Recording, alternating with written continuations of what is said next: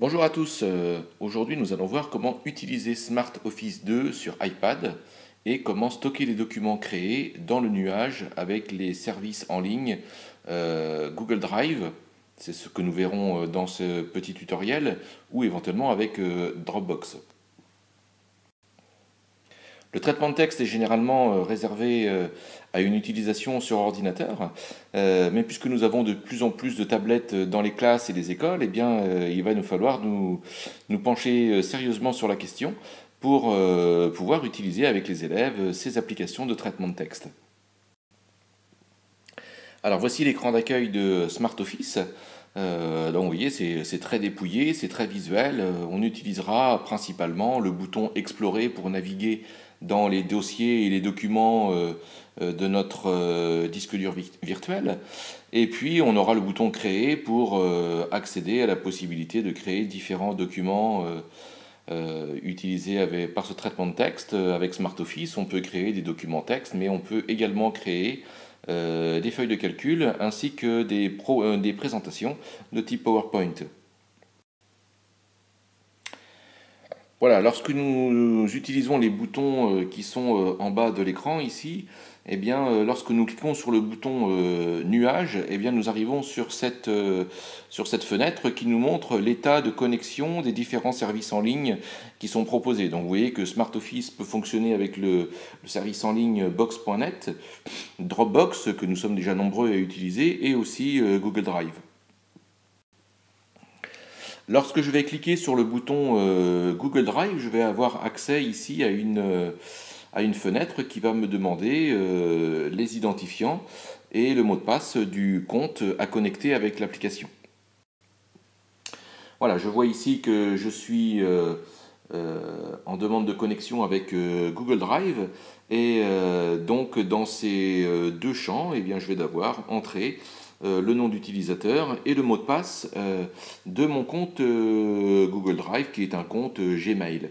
Alors en ce qui me concerne, j'ai fait le choix de créer un compte pour la classe car en effet je suis enseignant dans une classe de CM2 donc en élémentaire et les élèves de CM2 qui ont 10-11 ans eh bien, ne peuvent pas accéder à la création d'un compte Gmail puisque celui-ci est réservé aux personnes de 13 ans et plus. Voilà, donc sur cet écran, je saisis l'identifiant du compte Gmail que j'ai créé au préalable. Et lorsque j'ai lorsque j'ai inscrit plutôt le mot de passe, je vais cliquer sur le bouton Relier qui va me permettre de connecter l'application Smart Office à mon compte Google Drive. Alors attention à ce niveau, parce que lors de la première connexion à votre compte Google Drive, vous allez avoir l'impression que ça ne fonctionne pas. Google va vous envoyer un message automatique sur l'adresse Gmail connectée qui va vous dire que pour des raisons de sécurité, Google empêche les applications tierces de se connecter pour mesure de sécurité. Donc ces mesures de sécurité sont à adapter. Dans le mail que vous allez recevoir, vous avez un lien sur lequel cliquer et qui vous permettra de désactiver les mesures de sécurité sévères que Google met en place pour empêcher des applications comme Smart Office de s'y connecter. Donc attention, c'est une étape très importante qu'il ne faut pas négliger. Si vous ne passez pas cette étape, vous ne pourrez pas connecter Smart Office à votre compte Google Drive. Donc attention à cette étape. Lorsque l'application est connectée maintenant à Google Drive, eh bien vous voyez qu'ici nous avons accès aux dossiers qui contiennent des documents et ainsi qu'aux documents créés au préalable. Sur cet écran que nous avons visité déjà tout à l'heure, maintenant nous voyons avec le bouton vert que notre application Smart Office est bien connectée au service Google Drive.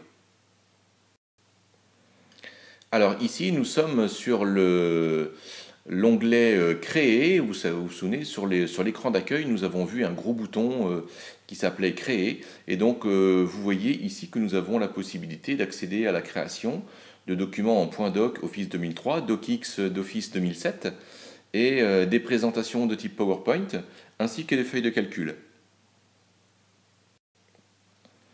Lorsque nous avons décidé de créer un document traitement de texte, eh bien, la feuille blanche apparaît, le clavier apparaît, vous pouvez saisir votre texte et ensuite les commandes principales d'enregistrement seront derrière le bouton fichier. Vous voyez les principales commandes qui apparaissent. Nous aurons évidemment enregistrer sous forme de PDF. Nous avons la possibilité d'enregistrer un document qui aura déjà été créé au préalable et ensuite il y a d'autres boutons que nous verrons ultérieurement. Le bouton imprimer, évidemment, n'est accessible que pour les iPads qui sont connectés à une imprimante Wi-Fi. Lorsque je clique sur le bouton enregistrer sous, eh bien l'application donne par défaut un nom au document. Il est possible évidemment de le renommer. Ensuite, en cliquant sur le bouton en haut à gauche, ici sur le disque dur, on a la possibilité d'entrer dans l'arborescence de Google Drive et les élèves pourront ainsi enregistrer leurs documents dans leur dossier personnel. Pour valider votre enregistrement, vous cliquez sur le bouton enregistrer ici en bas à droite de la fenêtre. Vous voyez ici que le document essai tutoriel a été enregistré dans les documents des élèves et dans le dossier ici de Clara Marie. Lorsque vous cliquerez sur le bouton explorer, vous avez la possibilité de naviguer dans les différentes arborescences de votre disque dur virtuel. Et à cet écran, lorsque vous faites apparaître le document, eh bien vous devez tapoter 2 fois sur le document pour l'ouvrir et le modifier dans votre application. Ici, vous avez des boutons qui vous permettront de dupliquer le document, de le renommer, de le partager, de l'imprimer avec une imprimante Wi-Fi et de le supprimer. C'est la fin de ce tutoriel sur l'utilisation de SmartOffice avec le stockage des documents dans le nuage. N'hésitez pas à revoir cette vidéo plusieurs fois et à faire des essais, évidemment, au préalable avant l'utilisation avec les élèves. À très bientôt.